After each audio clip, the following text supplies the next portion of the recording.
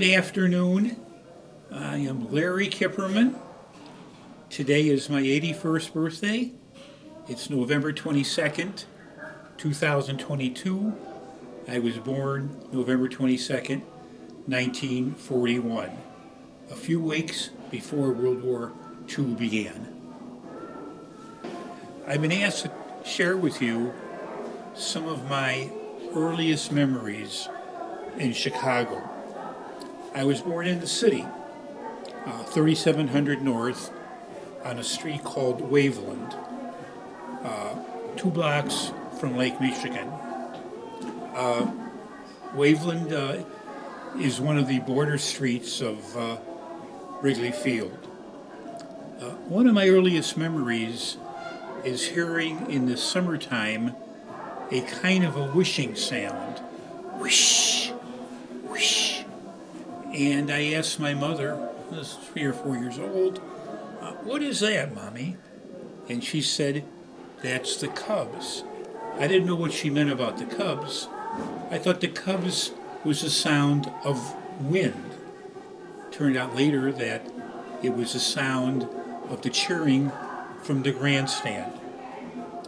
When I was about 4 years old, my mother said to me this would be the late summer, as I recall.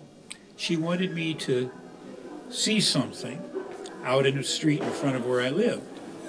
And so we went downstairs of our walk-up apartment, and in the street on the sidewalk were men wearing summer clothes, sleeping in the street.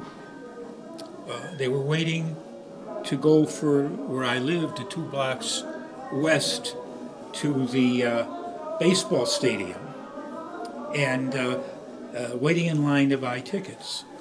I thought then that if people would sleep in the street to get tickets to go see a baseball game, it must be something that is very worthwhile, must be something that's very valuable. And so when I got to be about 7 years old in 1948, I began to go to the ballpark, which was near my home. So excited when I would go, I couldn't sleep the night before, and I couldn't sleep the next night thinking about the game that I saw. And since that time, which is over 75 years ago, I've been a regular at the ballpark. Not the most pleasant experiences I've had, except in 2016. The neighborhood I grew up in was a middle-class neighborhood, mostly walk-up apartment buildings. A block away was Lakeshore Drive, where they had high-rises, and those were more affluent families than mine. But I stayed there until I was in high school. Later on in life, went to the University of Illinois, went to law school at the University of Illinois, and joined a large law firm in Chicago as a lawyer, as a partner.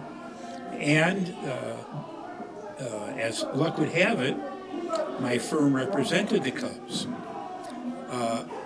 When I was younger, just going back in time, they used to hire kids to clean up the ballpark. We'd pick up garbage and papers and put them into a garbage can.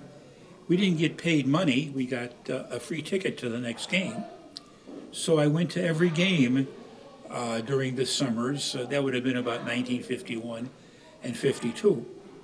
Fast forward to 1994, I became the lawyer representing the team during the baseball conflict, the strike.